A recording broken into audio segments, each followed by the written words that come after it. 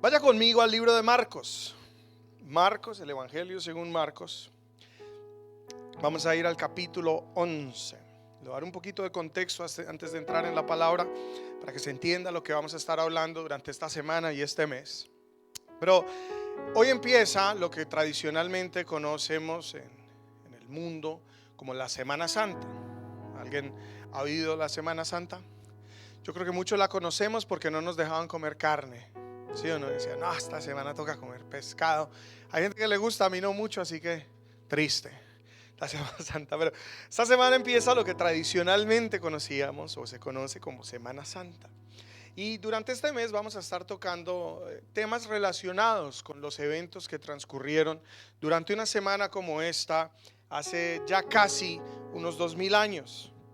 Bien, y hoy precisamente empieza, o decimos que empieza, celebramos lo que se conoce como el Domingo de Ramos. ¿Alguien sabe cuál es el Domingo de Ramos? ¿O alguien lo ha escuchado en algún momento? Hoy voy a estar hablando un poquito acerca de eso. Pero el Domingo de Ramos también se conoce como la entrada triunfal y es básicamente el ministerio de Jesús. Entienda eso, en un país se llama Israel y la capital de Israel, por lo menos desde el sentido religioso e histórico, era Jerusalén. Hoy el día dicen que es Tel Aviv porque Jerusalén aún es un terreno con mucho conflicto, pero en realidad era Jerusalén, la capital. Y el ministerio de Jesús se basó en todo Israel y toda esta área, y él ministró en todos los pueblos, aldeas, regiones, pero la capital religiosa y política era Jerusalén, y él en realidad allí pasó muy poco. No fue como el eje o el epicentro de su ministerio, pero hacia sus últimos días se empezó a dirigir hacia Jerusalén. Bien, entonces, para que se hagan una idea, el ministerio de Jesús comienza cuando él tiene alrededor de unos 30 años de edad. Bien, y el ministerio público, por lo menos los milagros y las cosas que conocemos desde el tiempo de las bodas de Canaán, donde multiplicó el vino. Sé que a algunos les encanta ese milagro, pero después va de ahí al tiempo en que es crucificado. Pasan o transcurren alrededor de unos 3 años y medio. ¿Listo? Tiene alrededor de 33 años y medio de edad. Ya está llegando casi al final de la etapa de su vida. Entonces es más o menos ese tiempo en el que estamos hablando. Ya lleva 3 años y medio de ministerio público. Y lo que ocurrió con el ministerio público de Jesús, dos cosas.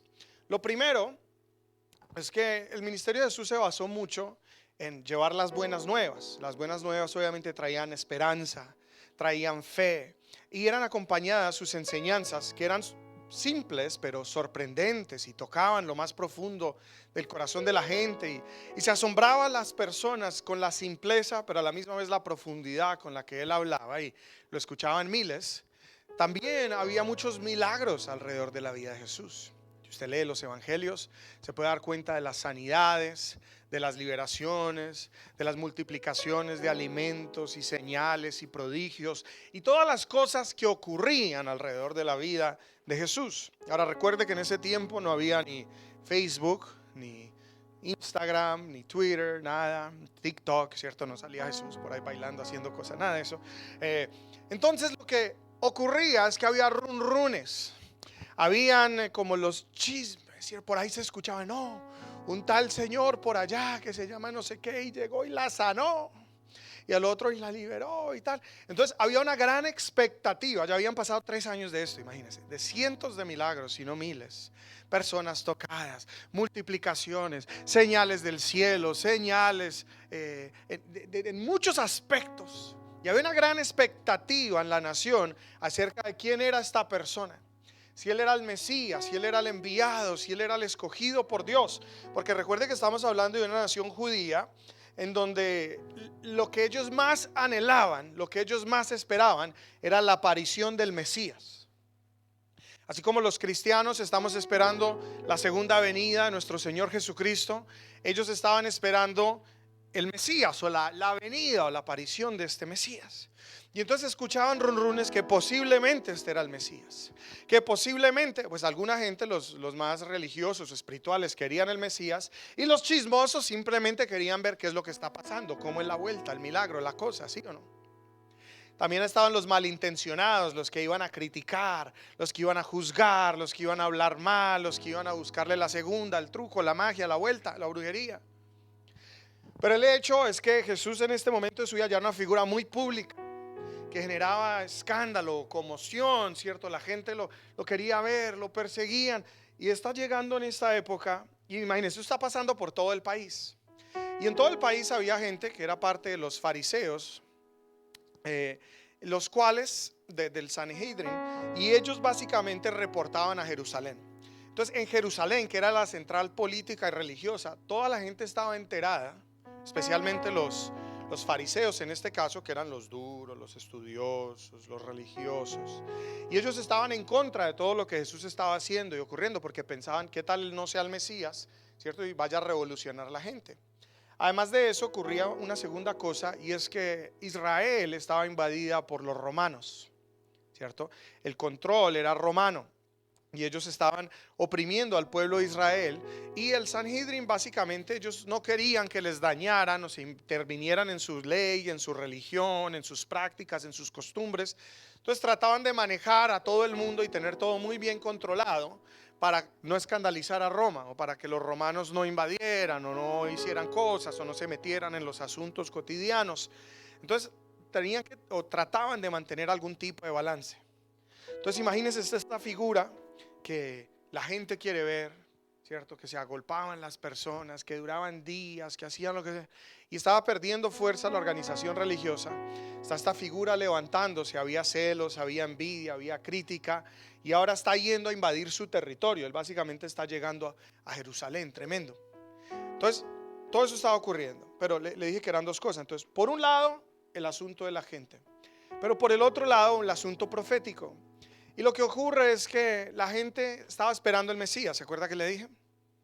Y para ellos el Mesías, porque según la promesa bíblica, el Mesías venía a liberar al pueblo de la esclavitud. Entonces, como ellos lo veían, pues estamos básicamente esclavos a los romanos. Cuando venga el Mesías, ¿qué va a hacer? Él va a restaurar el reino de Dios en la tierra, ¿cierto? Y la expectativa de ellos es que esa restauración del reino se iba a parecer a los tiempos de David. En los tiempos de David fue cuando Israel llegó como a su máximo auge y poderío militar y prosperidad y todo esto. Entonces decía, no, el pueblo va a prosperar, va a salir adelante, va a haber un ejército y vamos a sacar a los romanos. O sea, ellos básicamente pensaban que el Mesías iba no solo a salvar el pueblo, pero que iba a ser casi un líder militar, que iba a liberarlos de la opresión romana. Esa era la expectativa. Entonces Jesús era una figura controversial, porque por un lado era un punto de referencia a nivel de fe, de espiritualidad, había una expectativa de milagros, de sanidad, de que hiciera, pero por el otro lado, él venía a liberarnos. Él venía a sacar o a quitar todo lo que no nos gusta, a traer libertad al pueblo, a sacar a los romanos, todo eso. Entonces, para los romanos obviamente lo estaban empezando a ver como una amenaza, y los religiosos, pero para la mayoría de la gente él era lo que anhelaban, lo que deseaban, lo que habían esperado, lo que habían orado por tantos años. Todo esto se podía cumplir en la persona de Jesús. Entonces Jesús se dispone con sus discípulos y empieza a ir hacia este lugar, Jerusalén. Y vamos ahí en Marcos 11, el versículo 1 en adelante. Vamos a leer casi todo el capítulo, lo vamos a ir desglosando. Pero mientras Jesús y los discípulos se acercaban a Jerusalén, llegaron a las ciudades de Betfagé y Betania, en el monte de los olivos. Jesús mandó a dos de ellos, de sus discípulos, que se adelantaran. Y mire lo que les dice: vayan a la aldea que está allí, les dijo.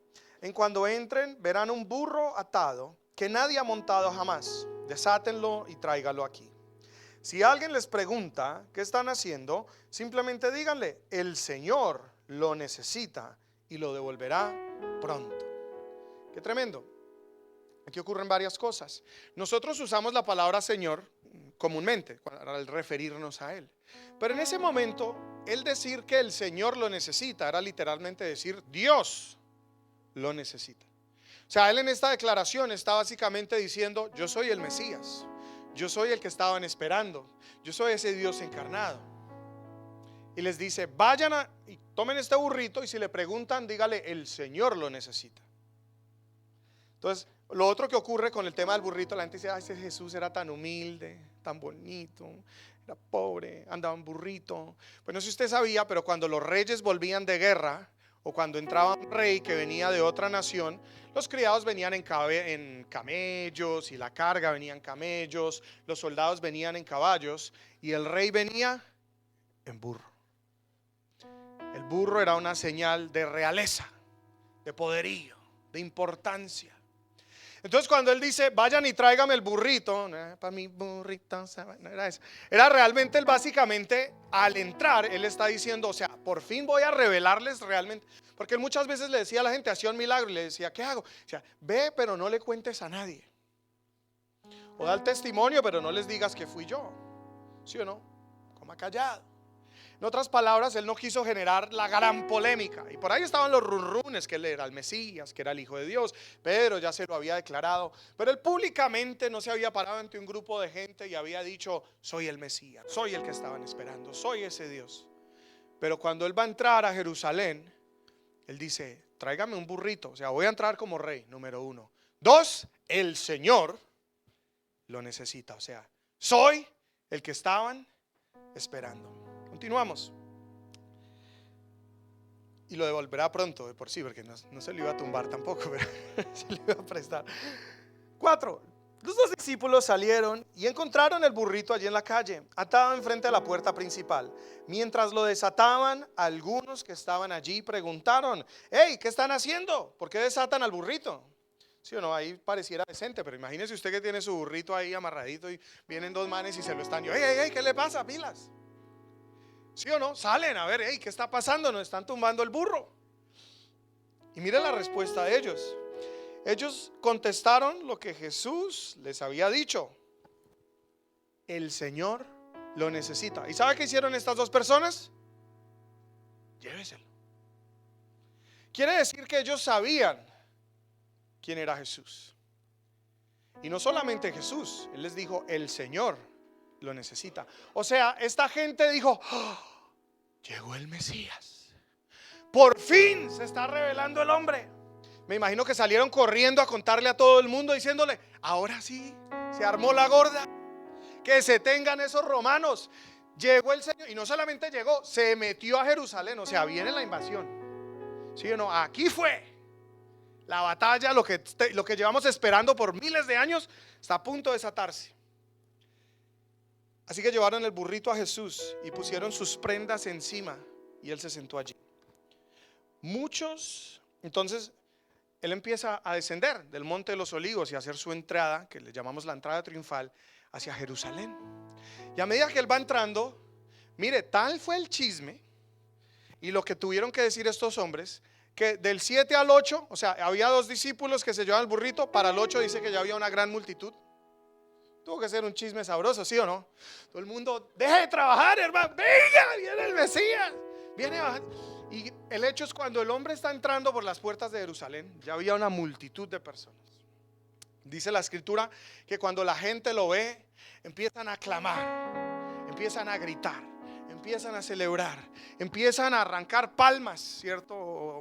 Hojas de palmas y empiezan a tirarlas, porque así se recibía un rey. El que no te encontró palma porque no vino preparado, se quitaba la ropa, la bata, lo que fuera y la tendía. Eso era una manera de rendir honor, de rendir pleitesía, de atribuir y decir, te reconocemos, sabemos quién eres.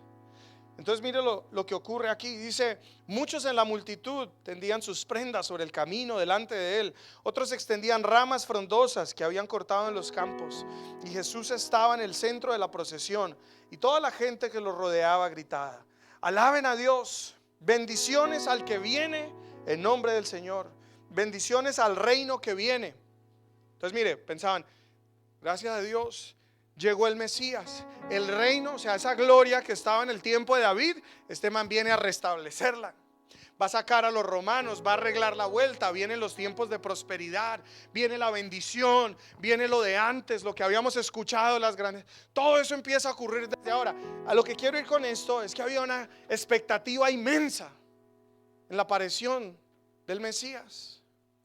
La gente había orado por esto, había clamado por esto, lo habían soñado por tanto tiempo, y por fin está entrando el hombre que va a hacer todo lo que ellos habían esperado por toda su vida posible. Está entrando. Bendiciones al reino que viene, el reino de nuestro antepasado David. Cuando usted lee las escrituras se da cuenta que el tiempo de David fue un tiempo glorioso. Él hereda el reino a su hijo Salomón, y dice que venía gente de todas partes del mundo y reyes, y se asombraban de la riqueza de ese rey, de las grandezas de este reino, que se iban atónitos, ¿cierto? De lo que había allí. Y ellos pensaban que todo esto era lo que se iba a restaurar. Decían: alaben al Dios más alto en el cielo. Lo que quiero decirte con esto es que la gente tenía expectativa de lo que la venida del rey iba a hacer en sus vidas. Ellos estaban en un tiempo de escasez, en tiempos de esclavitud, aunque no eran esclavos, pero donde eran empleados, y los impuestos eran tan altos para Roma que prácticamente le quitaban casi todo su dinero. Entonces había necesidad, había escasez, había peleas, eran controlados, había opresión, el sistema del mundo no era favorable, y había mucho conflicto, muchas cosas alrededor de su vida, muchas circunstancias adversas, quizás como tú, hoy y yo las experimentamos. Y no estaban a gusto con la vida y con las circunstancias de la vida que estaban ocurriendo. Pero había una esperanza. ¿Sabe cuál era esa esperanza? Si viene el Mesías, milagros van a suceder.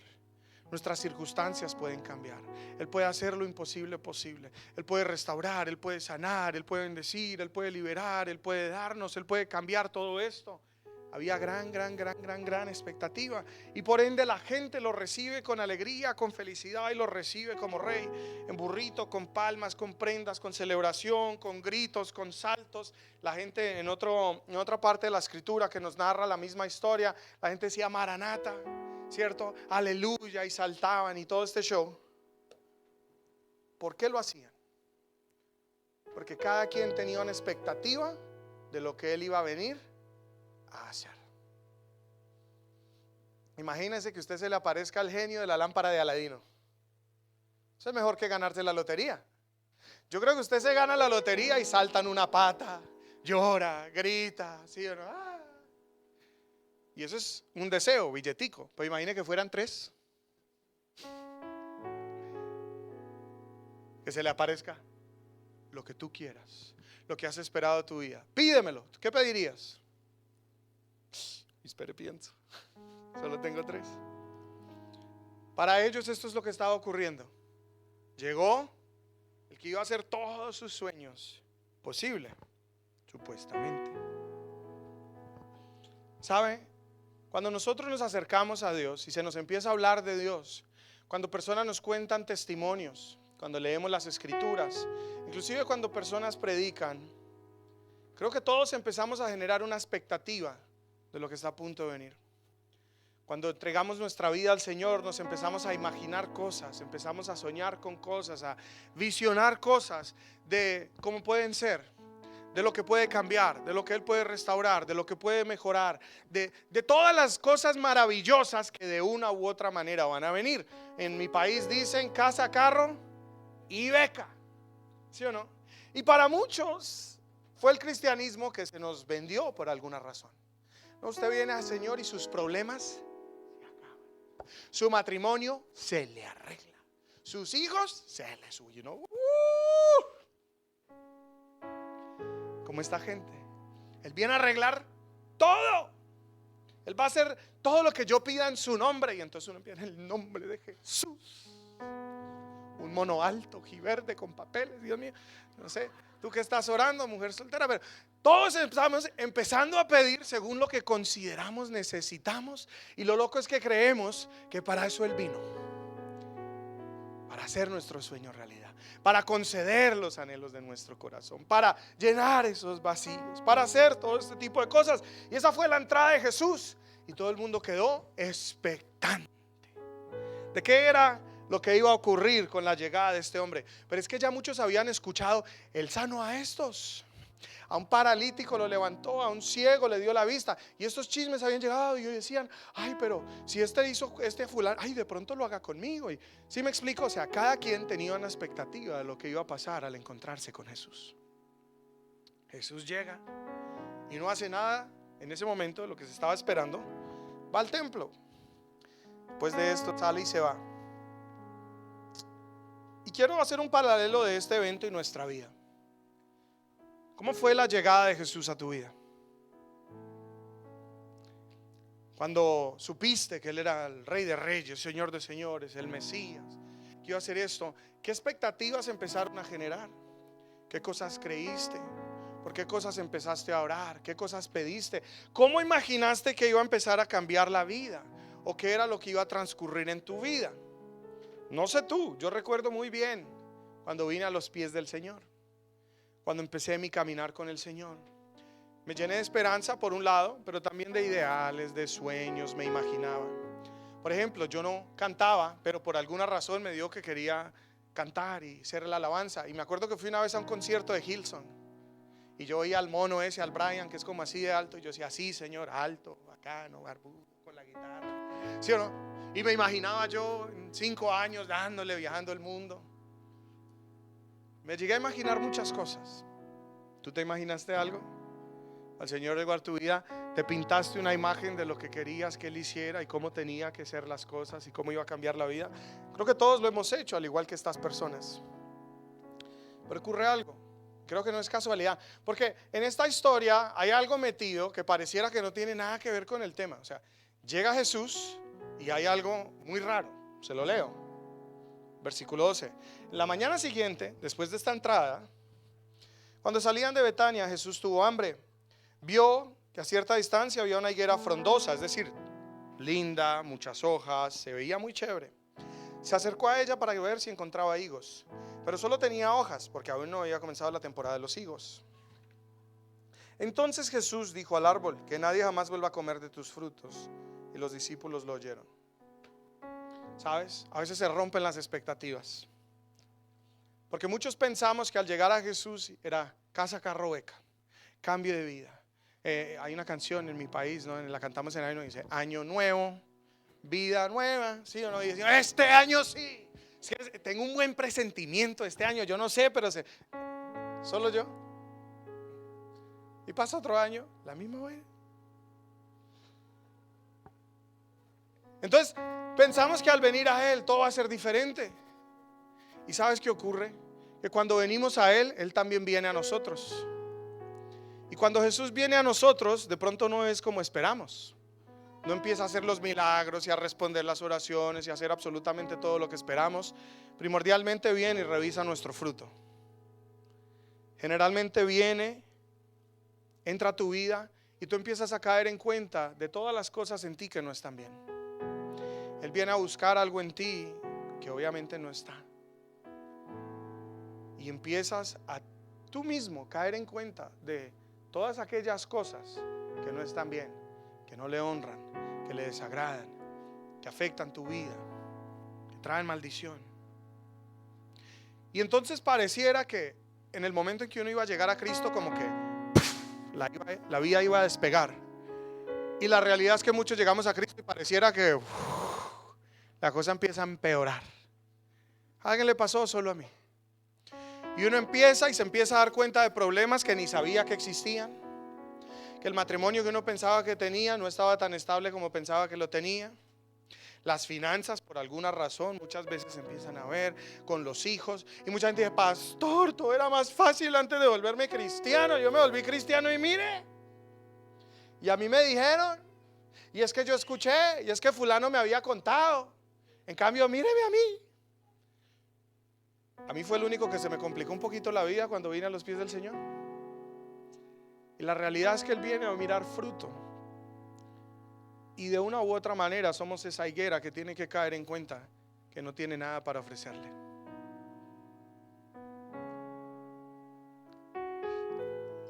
Me encontré en esa situación y se empezaron a romper mis expectativas. Porque las cosas no fueron como yo pensé. Yo literalmente pensé que llegaba el Señor y todo iba a cambiar para mejor. Con esto no quiero ser pesimista, decir que Dios no mejora las cosas, pero hay procesos. Y esto hablé el mes pasado. Pero por ejemplo, apenas llegué al Señor, A mí me habían dicho, y yo había ido a grupos de jóvenes antes, no sé si a usted le dijeron esto en algún momento, pero que cuando usted entregaba su vida al Señor, iba a encontrar su verdadera identidad como hijo de Dios, y que los vacíos iban a desaparecer, que la crisis de identidad iba a desaparecer, que iba a tener una paz que sobrepasaba todo entendimiento, que un gozo, ¿cierto? Pero yo literalmente me imaginé que yo decía: te recibo como Señor y Salvador, amén. Tengo identidad, sé quién soy, estoy feliz, no me hace falta nada. Y adivine qué, hice esa oración y no me pasó eso. Seguí con vacíos, seguí con luchas, seguí sin entender quién era y para qué era. No solo eso, creo que empezó como a empeorar la cosa. ¿Y por qué a empeorar? Porque por lo menos antes de venir al Señor yo tenía metas, tenía unos planes, tenía unos propósitos. Pero cuando vine a los pies del Señor me di cuenta que eso no le agradaba a Él y que era muy diferente al plan que Él tenía para conmigo. Entonces digo, por lo menos antes tenía una medio idea, ahorita no tengo ni media. O sea, quedé más perdido que nunca. ¿Quién soy? Para él le preguntan, ¿cuál es tu propósito? Ni idea. Por lo menos antes yo decía, voy a ser un hombre de negocio. Ahora no tenía, ahora ni eso, ni sé, porque Dios me dijo que dejara eso tirado y no me ha dicho nada más. O sea, quedé más perdido que el hijo del Limber, dicen por ahí. Y esa expectativa de esa llenura y plenitud y seguridad y todo lo que supuestamente iba a recibir en ese instante, no pasó. Otra cosa, yo me imaginé que iba a llegar a los pies de Cristo y que mis hermanos en la fe me iban a abrazar, que me iba a sentir apoyado, que me iban a amar, que iba a ser parte de algo maravilloso, que la gente iba a estar pendiente de mí, que el pastor me iba a estar visitando, ayudando, no sé qué, Yo dije, no, es tremendo, soy parte del cuerpo de Cristo. ¿Y sabe qué? Cuando llegué al Señor, nunca jamás me he sentido tan solo. Porque los amigos del mundo me dejaron de hablar. La novia del mundo me dejó de hablar, obviamente. Gracias a Dios. Pero mis hermanos en la fe, yo me acuerdo, yo me convertí un 7 de diciembre. 31 de diciembre en mi iglesia hacían una fiesta de Año Nuevo. Yo pido el micrófono, digo, ¿puedo hacer algo? Hágale. Paso adelante en un salón como este. Digo, yo públicamente quiero pedir perdón, porque por muchos años he sido mal ejemplo, porque he afectado la vida de muchos jóvenes, porque he hecho las cosas mal. Hoy me arrepiento públicamente, les quiero decir que tuve un encuentro con Dios y de hoy en adelante me quiero comprometer a ser un hombre de bien, a ser un hombre ejemplar, a amar a Dios, a servirles. Y yo pensé, no, eso me van a aplaudir, me van a abrazar, me van a apoyar, Dios mío, me van a canonizar. Me bajo de ahí, el primer comentario, me hacen así, me dicen, vamos a ver cuánto le dura. Muchos de la gente que era líder en la iglesia en ese momento no me vieron como, qué chévere, el hijo del pastor, por fin en la oveja negra de la familia entregó su vida a Cristo, sino me vieron como amenaza y como competencia. Me va a quitar el lugar. Ahora quién sabe, el pastor lo va a poner de líder y eso. Y me hacían el feo y me trataban maluco. Y empecé y chismes y cosas. Y yo, ¿y esto qué es? Y yo no podía creer, pero mi expectativa de lo que pensé que iba a experimentar fue casi lo opuesto. En vez de sentirme amado, me sentía solo, rechazado. Sentía que ya no tenía amigos, ya no importaba. Eso yo pensé que uno se convertía y que al otro día el pastor básicamente estaba con uno, que uno andaba con el man, que no sé qué. Bueno, nos vemos. Y la vida siguió. O sea, mi vida, yo entendí ese día era diferente. Para el resto del mundo, la vida siguió como si nada hubiera pasado. Y fue un tiempo duro para mí, que fue un tiempo de soledad, de no tener amigos, de sentir que no tenía con quién hablar, en qué confiar, de sentía que nadie me entendía, donde cada quien seguía su vida. Y eso no era la expectativa que yo tenía al venir al Señor. Era realmente algo totalmente diferente. Hoy entiendo que ese tiempo de soledad y fue tiempo también de tristeza, porque fue darme cuenta que los que pensé que eran mis amigos realmente no eran mis amigos y que estaban ahí por otras razones, no por mí, porque yo gastaba, porque yo era el que daba el ride, que les regalaba ropa, pero me quedé sin amigos. Que la noviecita que tenía no era porque me amaba, era porque rumbeábamos bacano. Pero el día que dejé de rumbear, no, mijo, usted es muy aburridor, chablín. Deslealtad, Porque uno de mis mejores amigos, apenas pasó eso, le empezó a caer a la que era mi novia. Y se la levantó. Y dije, uy, estaban era esperando a sacarme de aquí. Y eran cosas que en su momento traían tristeza, ¿no? Traían confusión. También, de una u otra manera, había dicho, dad y se os devolverá. Medida buena, remecida, apretada, rebosante. Entonces me convertí, ¿qué empecé a hacer? Dar. Y ahí viene que empezó a pasar. Me empecé a quedar sin nada. Mi primer carro lo tuve desde los 14 años. Por primera vez en la vida me volví cristiano y me quedé sin auto. Me quedé sin trabajo. Me cancelaron unos contratos que tenía. Todo me empezó en reversa. Mal. Crisis. Mire, yo me vi en ocasiones que no tenía ni para la Coca-Cola. Yo nunca había cogido bus y de repente no tenía ni para el bus. O sea, yo oraba para montarme al bus y le decía al conductor, no tengo dinero ni nada que dar. Y el man me decía, pase.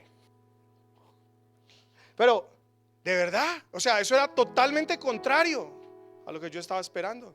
Y conozco la historia de muchos que llegaron al Señor y dijeron, no, me van a ascender en el trabajo, y le dieron fue la carta de layoff. ¿Sí o no? No, llegué a los pies del Señor y me consagré. Eso me van a decir que sí en el refugio. Negativa la respuesta. Venir a Dios y recibirlo no es sinónimo de que tus sueños se hacen realidad, de que todo va a ser como tú quieres, de que Él empieza a cumplir las cosas que has creído.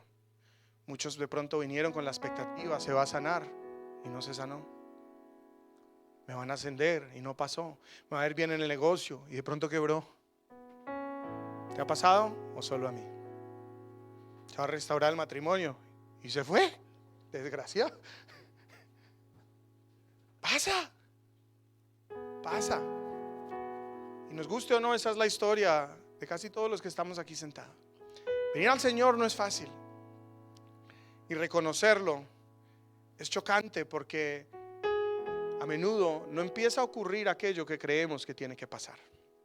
Porque al igual que cuando Jesús llega a Jerusalén, ellos imaginaron, el man viene a montar la revolución, eso en media semana se van los romanos, viene la prosperidad, se va a arreglar todo, y no pasó absolutamente nada de lo que ellos estaban esperando.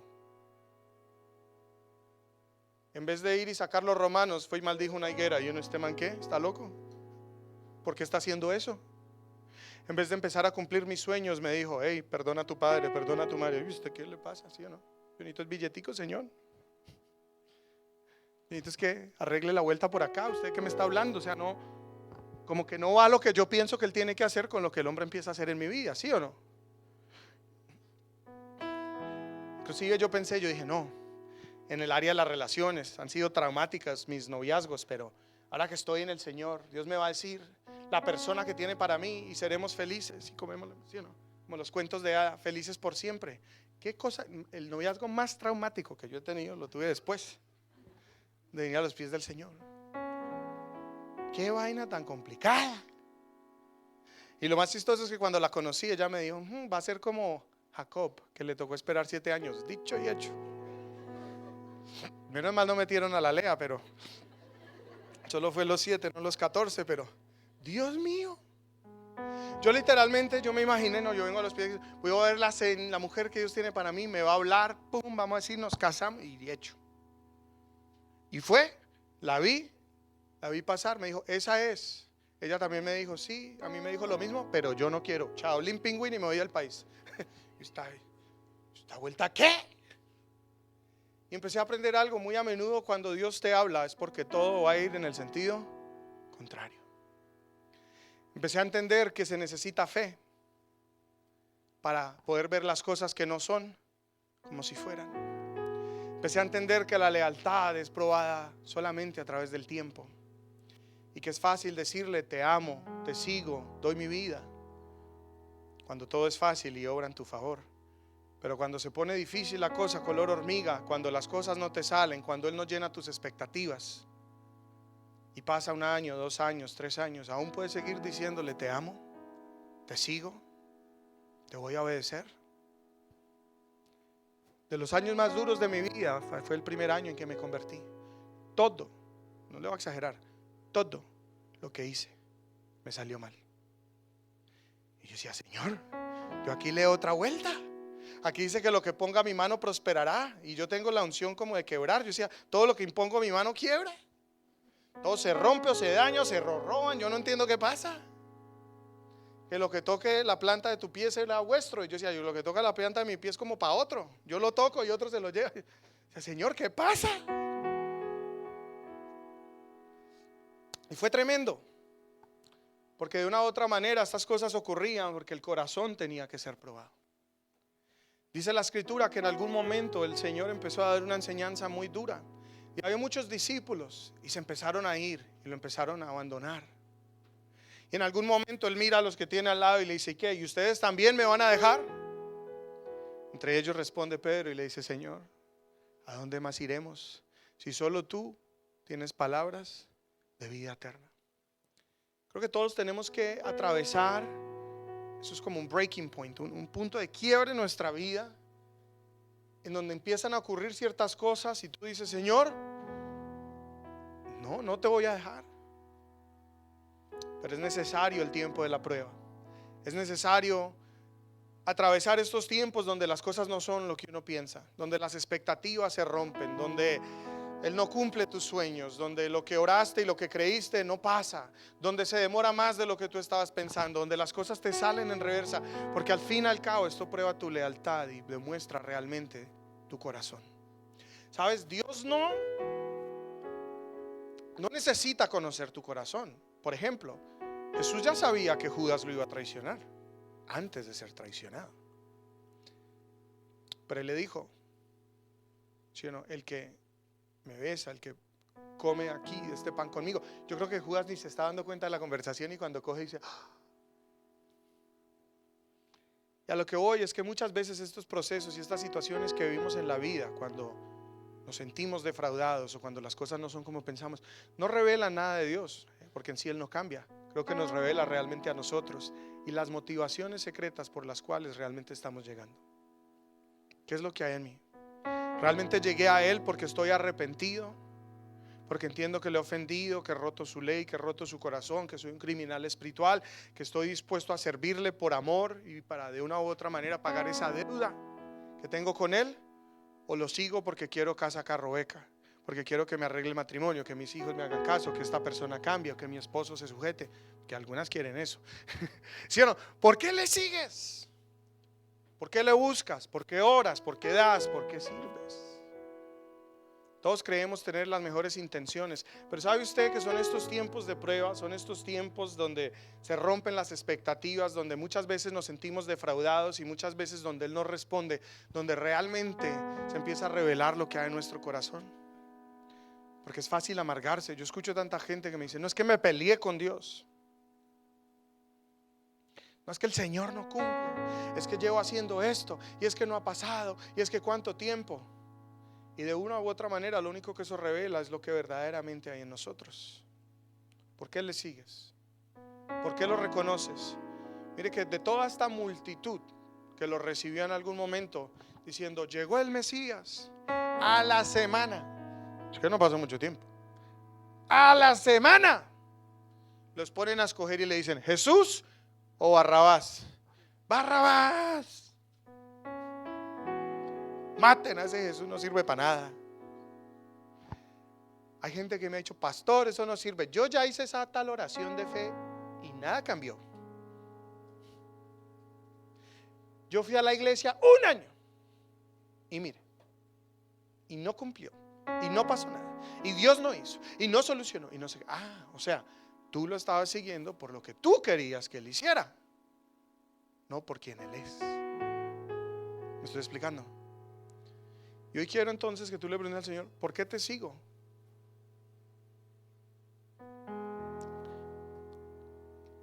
De una u otra manera todos tenemos que llegar a ese punto en donde nos preguntamos, ¿por qué hago lo que hago? ¿Por qué creo lo que creo? ¿Por qué practico lo que practico? ¿Por qué profeso lo que profeso? ¿Será que tengo una expectativa y una esperanza de las cosas que Él hará? Y con eso no estoy diciendo que está mal esperar cosas, pero ¿qué pasa si el Señor no hace nada de lo que tú quieres? O sea, algo caracterizó mi primer año de vida con el Señor, y es que nunca he tenido un año tan difícil. Me sentí solo, defraudado, quebrado, llevado, criticado, juzgado, tantas cosas que sentí. Pero algo que pasó ese año es que también recibí la presencia de Dios. Y como nunca antes sentía su presencia sobre mí. Lloraba y sentía su presencia. Lo buscaba y sentía su presencia. Sabía que Él estaba conmigo. Empecé a escuchar su voz. Y era un choque. Porque aunque circunstancialmente nunca había estado tan mal, tampoco nunca había sentido paz. Nunca había sentido gozo. Nunca había tenido plenitud. Nunca me había sentido lleno. Pero en vez de caer en cuenta y darle gracias por lo que sí estaba viviendo y porque su presencia estaba conmigo, ¿sí o no? Los primeros ratos yo contento. Ya como al año yo lloraba, le decía: Señor, estoy llevado, qué duro, ayúdame. Yo no entendía el proceso que estaba viviendo. Y un día me pasó algo. Voy a contar una historia. Me salió un trabajito. Yo no había trabajado en mucho tiempo, me quitaron contratos y todo. Y me salió un trabajito por ahí.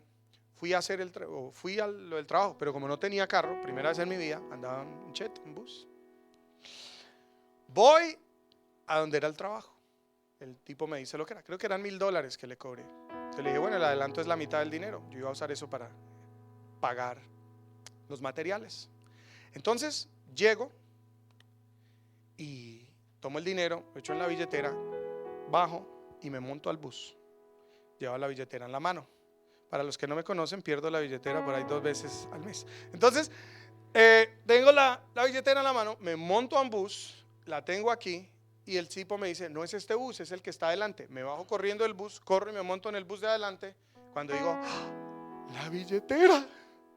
Me bajo del bus, voy corriendo, arranca el otro y se me llevó la billetera. Los $500, el depósito del trabajo. Y entré en crisis de fe. Ya, Señor, yo entiendo que me tienes que probar. Y llevo un año llevado. Pero esta es la primera oportunidad que me sale en un año. Esa plata ni siquiera era mía. Tenía el celular, ya me lo iban a cortar. Me llamaban todos los días que iba para collection. Se me pierde la billetera. No tenía ni cómo ir para la casa. Me senté a llorar y a pelear con Dios. No puede ser, tú que prometes y vainas. ¿sí? El hecho, pasó eso. No sé ni cómo llegué a la casa. Ahí reuní moneditas y llegué. Parado. Me cortan. No, todo ese día no me cortan. Fue así. Y yo peleando con Dios. Yo creo que mi primera pelea con el Señor, ¿no? Yo reclamándole: esto no es justo y no sé qué, y tú que prometes y esa palabra, y yo que te he servido, y un año, y yo cambiando, y tú no ayudas, y nada de lo que esto, y no me ha pasado, porque todo me salía mal. Me puse a alegar con el hombre, y ese día me llamó una amiga. Entonces me dijo: ¿cómo estás? Mal. ¿Qué pasó? Y le dije: no, imagínate, tal. Entonces me dice: pues así lo ves tú, pero ¿cómo lo ve Dios? Le dije: ¿qué va? Y no me venga con eso. Y me puse, fue bravo, la regañé. Y bueno, qué pena y tal. Pasó un día. Eso fue como un lunes. Yo tenía que empezar el trabajo un miércoles, un jueves, algo así. Pasó el otro día. Ese día no oré, no leí la Biblia, no adoré, en huelga. ¿Sí o no? Cortada la huelga. Molesto con el Señor. Me vuelve y me llama mi amiga por la tarde. Dice: ¿cómo sigues? Igual, llevado. ¿Sí o no? Y me dice: pero así lo ves tú. ¿Cómo lo ve Dios? Yo: esta vieja sí jode. ¿Sí o no? Y yo: ¿qué va? Me la volví y la regañé. Bueno, perdón, me colgó. Pero me quedó sonando. Decía: ¿cómo lo ve Dios? Entonces yo me puse a pensar. Y sí le dije: bueno, Señor, ok, ¿cómo lo ves tú? ¿Qué está pasando? Y fue como una convicción interna que me decía: no importa lo que pase, yo estoy contigo, no te hará falta nada, yo te voy a cuidar. Como que empecé a recordar muchas de estas palabras que yo leía y yo decía: pues sí, no me ha ido bien, pero tampoco puedo decir que he pasado hambre, no me ha faltado un techo, me ha proveído, hasta aquí estoy, no me ha faltado nada, su presencia ha estado conmigo. Y esa noche me acuerdo que me quebranté y me ataqué a llorar y le dije algo, y le dije: así nunca me bendigas, Solo no quites tu presencia de mí. Así nada mejore. Si tú estás conmigo, no me importa. Yo te voy a amar, yo te voy a servir, yo te voy a ser fiel. Yo no te sigo por las cosas que tú me das, yo te sigo porque te amo y por lo que tú hiciste por mí. Yo te voy a amar, yo te voy a servir todos los días de mi vida. Perdóname por comportarme de esta manera y no vuelve a pasar, porque yo a ti te amo de verdad y nada va a cambiar eso. Eso fue esa noche, y noche larga, llorando, ahí orando. Me cortaron el celular. Fui a llamar a mi amiga, chao, no la pude llamar. No importa, Señor. Viene el otro día, me voy allá a la casa del señor este que tenía que empezar el trabajo y le cuento. Digo, Señor, qué pena, perdí la billetera, el dinero que usted me dio para el material no lo tengo. Le dije, pero yo me comprometo a terminar el trabajo, pero déme los otros 500, o sea, págueme para traer. Y él lo hizo, me dio los otros 500. Fui, un amigo me hizo el favor, llevamos el material, empecé el trabajo, etcétera. Y esa tarde yo salí feliz, yo no se lo puedo explicar. O sea, no me iba a ganar $1, porque me gasté todo, no me iba a quedar ni $1, pero yo salí de ahí contento. Yo me senté en el bus y yo no le puedo explicar el gozo en el que yo iba. Yo iba alegre, yo iba feliz, yo iba orando, iba hablando con Dios. Gracias, Señor, tú eres fiel, no me va a hacer falta nada. Había un gozo en mí que yo no se lo podía explicar. ¿Sabe qué era lo más chistoso? Yo estaba empezando a servir en la iglesia, y en la iglesia ellos tenían, no sé si usted lo vio alguna vez, pero era un proyector de acetatos. Entonces uno ponía los acetatos. Y yo pues sabía algo de medios y yo quería un computador. Entonces dije, pues yo puedo hacer las líricas y las gráficas y quiero hacer videos de anuncios, yo necesito un computador. Entonces, porque se me va a olvidar esa parte de la historia. O sea, la platica del trabajo, yo ni siquiera la quería para mí. Yo dije, voy a comprar un computador para la iglesia y voy a empezar a hacer anuncios, voy a empezar a hacer las letras, voy a empezar a hacer videos, ¿sí o no? Y yo decía, Señor, es que es el colmo. Yo no te pedía ni para mí, era para ti. Yo todo bravo. Me quedé sin la platica. Yo ese día iba contento y había servicio y me fui para la iglesia. Y fue muy loco porque voy llegando a la iglesia y en la puerta hay un hombre que había visto 1 o 2 veces. Y me dice, Denis. Digo, hola, ¿cómo estás? Y me dice, ven, acompáñame. Vamos hasta el auto de él. Y me dice, mira, yo no te lo puedo explicar. Yo no sé cómo Dios habla o no habla, no sé. Me dijo, pero yo fui a una tienda y cuando estaba ahí, Dios me dijo, llévale esto a Denis. O me dijo, o lo sentí, esta es mi primera vez que hago esto. Me dijo, pero mira, abre el baúl del carro y hay un iMac 27 pulgadas, ¿no? El computador Mac así, el delgadito, nuevo. Lo saca y me dice, Dios me dijo que te entregue esto. Yo caí de rodillas y me ataqué a llorar en el parking. Que yo decía, sus planes son mejores que los míos. Yo pensé que me tenía que matar por $500 para comprar cualquier computadorcito ahí, para poder servirle. Él me decía, es que yo no necesito que tú me des nada. Yo te puedo dar todo lo que necesitas para hacer lo que yo te he pedido. El hombre me entrega esto y yo me ataqué a llorar y yo decía, increíble. Me lo dio feliz, imagínese yo. O sea, después de una noche anterior yo maldiciendo, ¿no? Y ese día, Señor, tú eres fiel y tú misericordia. Sí o no, y yo ahí alabando y en el servicio, todo contento. El otro día estoy en el trabajito ese que tenía y me timbra el celular. Yo, hello, yo todo raro porque esto está cortado, ¿no? Y me llama un hombre y me dice, Denis. Pues sí, yo lo conocía, pero nunca había sido muy amigo de él. Y me dice, hermano, pasó algo muy raro. Digo, un paisa, hermano, una vaina muy rara, hermano. ¿Qué pasó? Imagínense que esta mañana me monto a la camioneta, hermano. Miro al lado y hay una billetera en la silla. Una billetera en la silla, sí. Y la abro y es suya, hermano. Yo, mi billetera. Dice, sí. Digo, imposible. Dice, hermano, aquí la tengo. Digo, no puede ser. Yo la perdí, pero la perdí en el bus. Y me dice, usted llama tal y vive en tal dirección. Le digo, sí, señor. Entonces, ay, Dios suyo, hermano. Le digo, venga, hágame un favor. ¿Puede mirar si hay platica? Me dice, hermano, hay $500. Y yo, ¡la platica! Feliz yo. Aleluya, porque ya no necesitaba gastar la plata para comprar el computador. Ya tenía computador y la plata. El celular estaba cortado, pero me entró la llamada. Llamo a Rogers y ya tenía 500. Que el señor vino y me dejó la billetera. Y no, pues voy a llamar a pagar esa vuelta.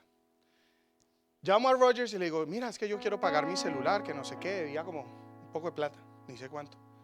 Y me dicen, señor, aquí dice que su factura está paga. Yo digo, imposible, yo no la he pagado. Dice, pero está paga. Yo digo, no puede ser, debe haber un error. Le digo, ¿usted me puede mandar un comprobante? Efectivamente, yo no sé quién la pagó, pero me mandaron el recibo, estaba pago. Hombre, yo esa semana lloré, como usted, y yo no era llorón, para los que me conocen, yo en mi vida había llorado, pero me empezó a pasar este tipo de cosas y yo no paraba de llorar.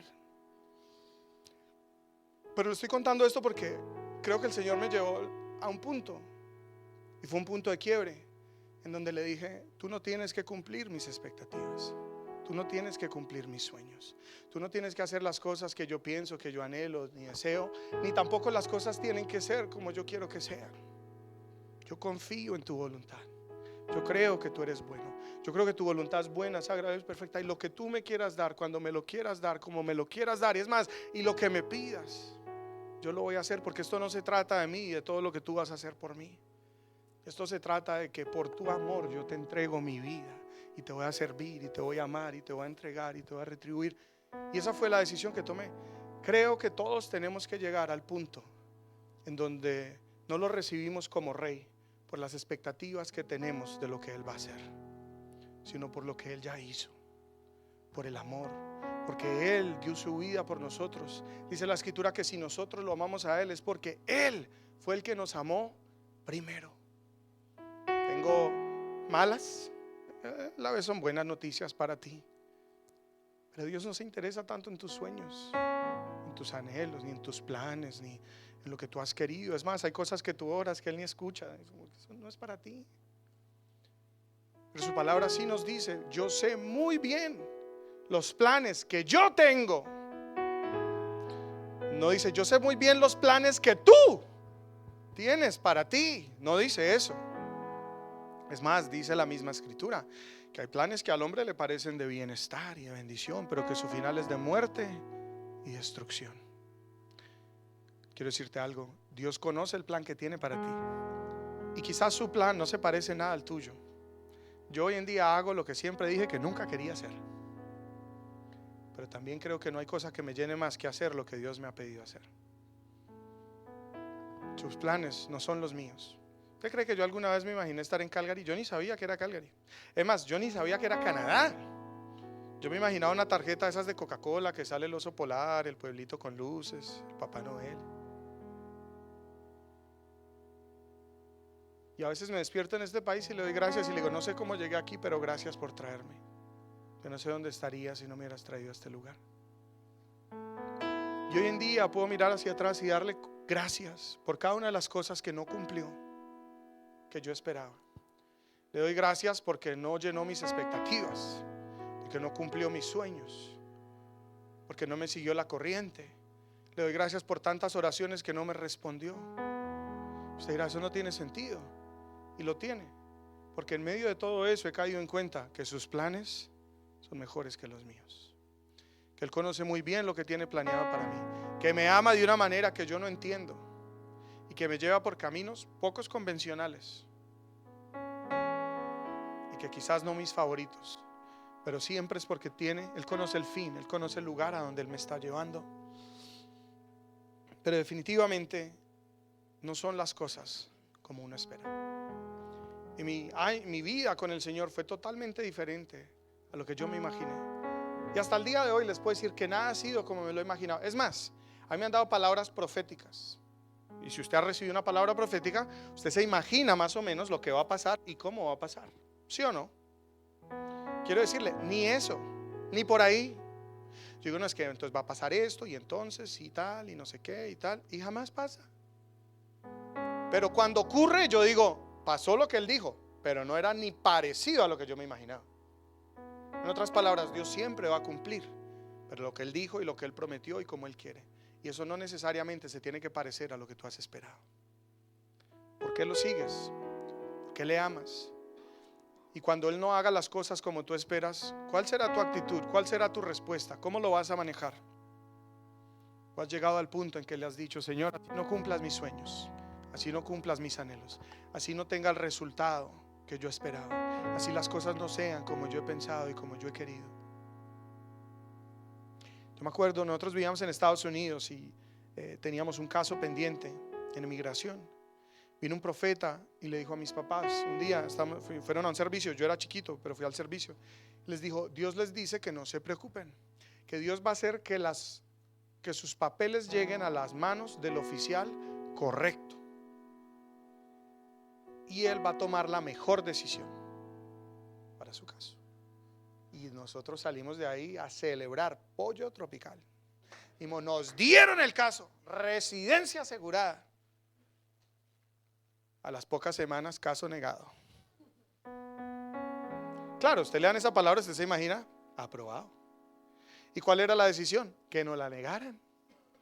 ¿Y sabe por qué? Porque si no nos la niegan, no hubiéramos llegado aquí. Entonces llegó el papel a la mano del oficial que iba a tomar la decisión que Dios tenía. Llegó. Pero la decisión de Dios era mi decisión. Mis tiempos de mayor rebeldía fueron desde que llegó esa carta hasta que me convertí aquí en Canadá. Me enojé mucho con Dios. Hice todo lo que le desagradaba. Trataba de sacarle la piedra adrede y a mis padres. Me descarrié como usted no tiene idea. O sea, fui rebelde desde chiquito, pero de los 15 a los 20, un desastre. Porque yo decía, tú eres mentiroso, tú no cumples, pura paja, tú no haces, a ti no te importa. Usted no sabe lo que lloré al irme de la Florida, lo que sufrí con dejar todo y lo difícil que esto fue para mí. Y hoy en día le digo, Señor, gracias por sacarme de allá. Gracias por traerme a este lugar, aunque lo odiaba cuando llegué. Y yo todos los días le decía a mi papá, apenas les aprueben el caso, yo me voy para Florida. Y me fui. Literal, llegaron los papeles, al otro día yo estaba montado en el avión a Florida. Unos dicen Barranquilla me quedo, yo decía en la Florida me quedo. Y no duré ni 3 meses y me volví y le dije, Señor, ya sé por qué me llevaste. Gracias. Sus pensamientos no son los tuyos. Sus planes no son tus planes. Sus ideas contigo no son tus ideas. Pero quiero decirte, son cosas que ojo no vio, ni he ido yo, ni han cruzado el corazón de un hombre. Son las cosas que Dios preparó para ti. ¿Confías? ¿Puedes creer que sus planes son mejores? ¿Puedes creer más, que Él te ama más de lo que tú te amas a ti mismo? Y que Él conoce mejor lo que te conviene de lo que tú conoces y de lo que tú crees que te conviene. Esa es la realidad. Me acuerdo cuando empecé en ese año, porque ya pasó el primer año de esa relación con Dios. Y le Señor, así nunca me des nada, te voy a amar, te voy a servir. Ahí que me pasó el siguiente año, todo lo opuesto. Todo me salía bien. Era como el Midas, el toque de oro. Todo lo que hacía, pum, pam, pim, pam. Bendiciones impresionantes. Eso me llegaban dinero, me llegaban carros, me llegaban regalos, me llegaban vainas. Todo me salía bien, se me abrían las puertas. Y yo, qué bendición. Y empecé a vivir otra etapa de mi vida en que me empezó a ir tan bien que se me olvidó quién era el que me daba todo. Y me empecé a enamorar de lo que me llegaba y no del que me lo daba. La conclusión de ese año fue o sea, Señor, prefiero que no me des nada con tal de tener tu presencia.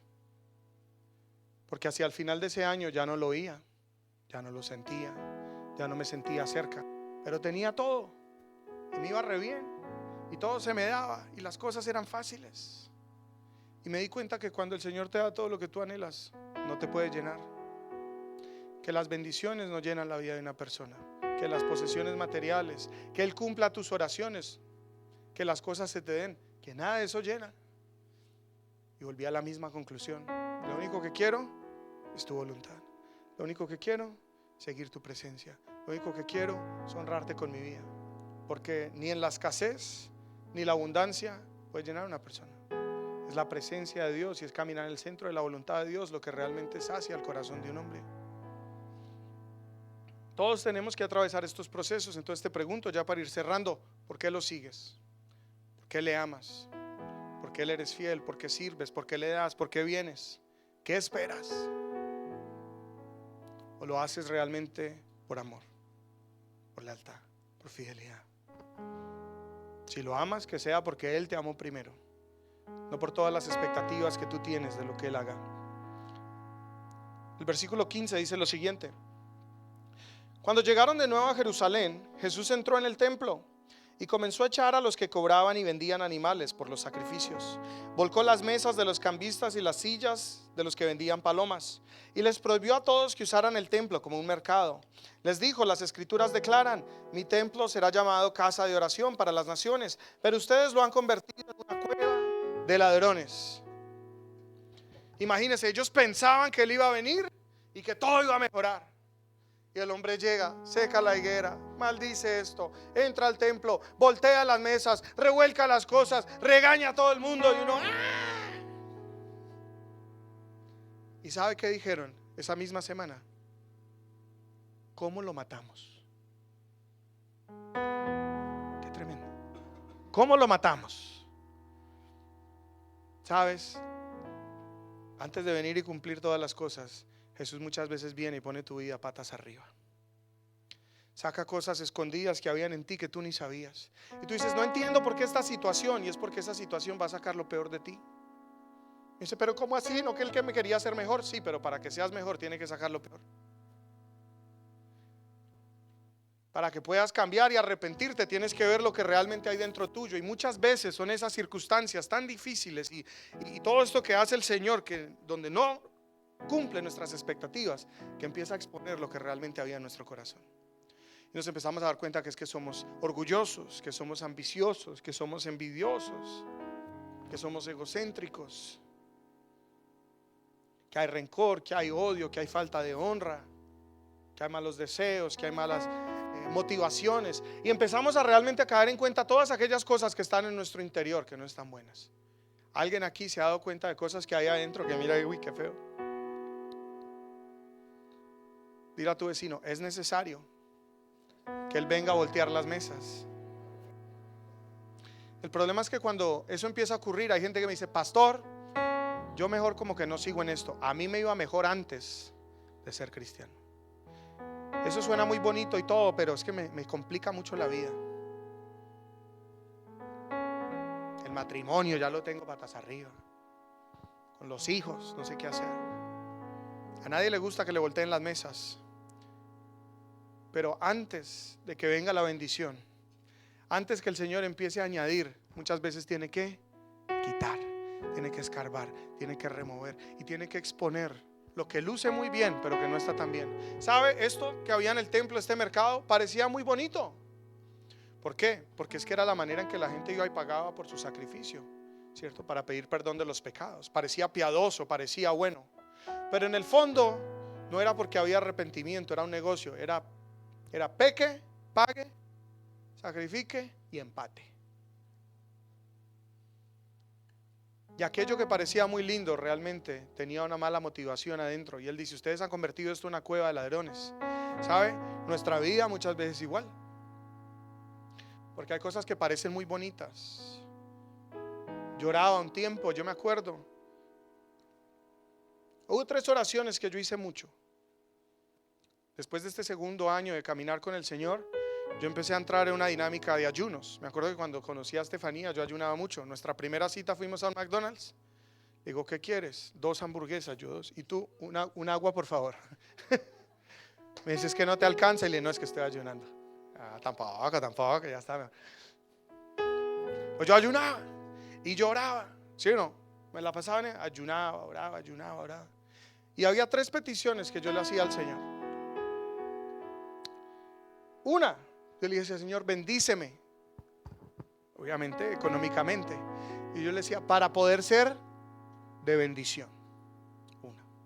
Segunda, yo le decía: Señor, llévame a las naciones, ¿cierto? Para llevar tu palabra. Y la tercera, yo le decía: dame el don de sanidad para que te glorifique a ti, para que el mundo crea, para que se conviertan las personas.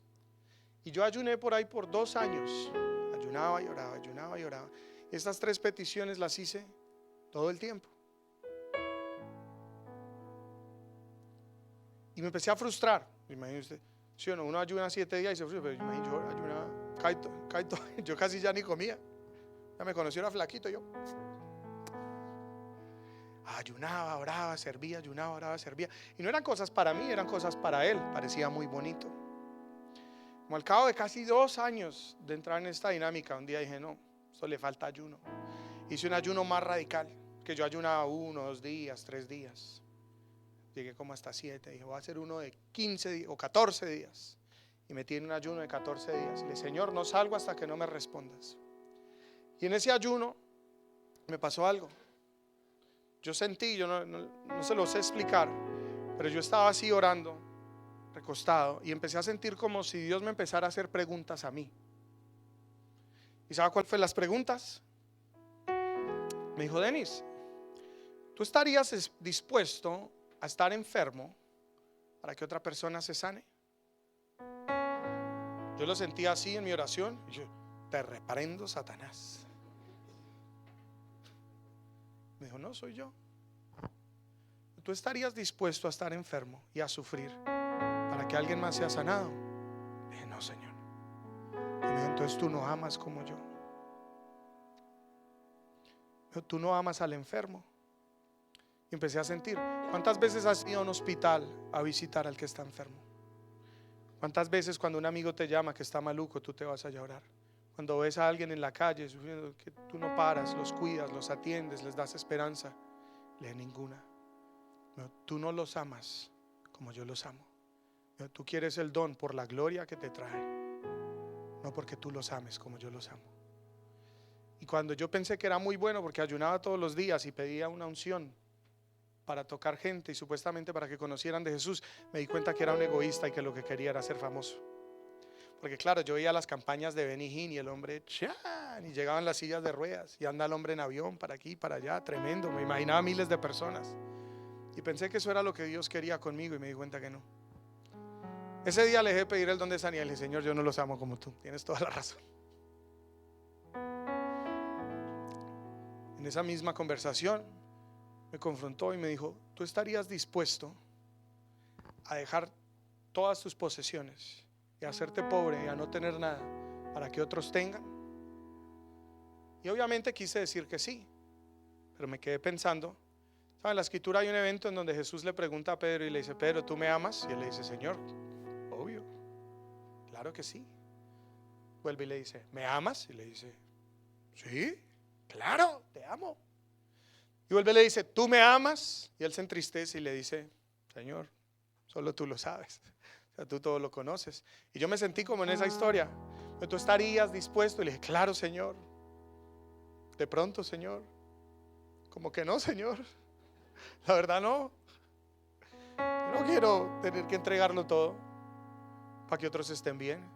Entonces tú no amas como yo. Tú te amas más a ti que a los demás. Mejor, yo no amo de esa manera. Yo los amo a ustedes más de lo que me ame a mí. Por eso me entrego por ustedes. Y ese día dije, soy egoísta. Yo lo que quiero es billete con la excusa de que voy a dar un poquitico para ayudar. Pero lo que quiero es quedarme. Lo quería era para mí. Y me di cuenta que mi corazón no era tan bonito como pensaba, ni era tan espiritual como me imaginaba. Y eso que ayunaba firme. Y me hizo una última pregunta. Me dijo, ¿tú estarías dispuesto a morir llevando mi palabra? ¿Irías a lugares donde sabes que vas a morir para que la gente me conozca? No, Señor, tampoco. Me corchó con las 3. Le dije, no. Me dijo, entonces tú no amas este evangelio como yo lo amo. Porque yo amo tanto la esperanza que esto trae, que di mi vida para que todos lo conozcan. Y tú no estás dispuesto a dar la tuya para que a mí me conozcan.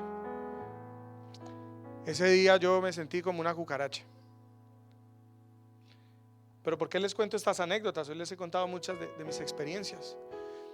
Pero es porque empecé a entender por qué Dios no cumplía mis sueños. Empecé a entender por qué Él no cumplía mis oraciones. Empecé a entender por qué Él no hacía lo que yo quería. Era porque en mí no había nada bueno ni una buena motivación. Porque me guste o no admitirlo, mi evangelio se trataba de mí, no de Él. Y que lo que yo creía que era la voluntad para mi vida, todo lo relacionaba con mi bienestar, no con el de otros. Y empecé a caer en cuenta que yo lo seguía, que lo buscaba y que lo honraba por todas las cosas que yo quería que Él hiciera conmigo, y no simplemente por lo que Él había hecho por mí. Hay un versículo que escribe el apóstol Pablo y dice, para mí vivir es Cristo y morir es ganancia. Dice, todo lo tengo por, la traducción original dice estiércol, miércoles. En la traducción cristianizada dice basura. Pero perdóneme la expresión, pero él dice, para mí todo es mierda. Nada vale, nada importa.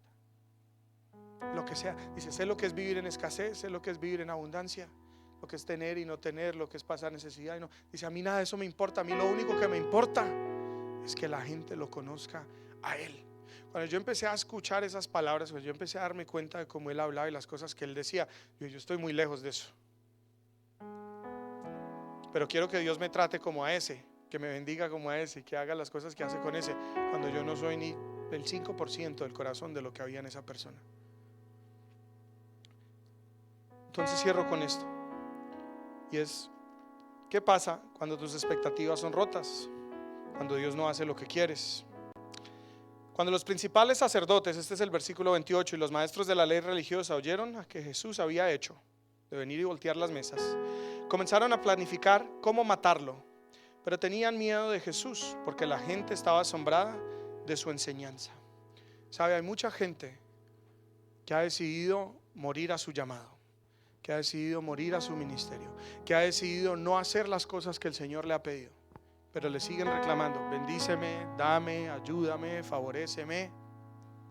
Pero cuando el Señor te ha necesitado, cuando el Señor te ha pedido algo, cuando el Señor te ha requerido algo, no lo has entregado. Quiero decirle, eso es el equivalente a matar a Jesús, porque lo recibes como rey, y cuando Él empieza a hacer lo que como rey Él quiere hacer, que no tiene nada que ver con lo que tú querías, entonces tú le dices, esto ya no me sirve. Señor, así no. Señor, esto no me lo toques. Señor, esto no me agrada. Señor, esto no estoy dispuesto a hacerlo. Quiero decirle, estás matando el llamado, estás matando su plan, estás matando lo que Él quiere hacer contigo. Eres como aquella persona o aquellos hombres que en algún momento lo aclamaron, pero cuando Él no hizo lo que quería, si no hizo todo lo que ellos no esperaban, dijeron, saquémoslo de aquí, esto no nos sirve. Así que te pregunto.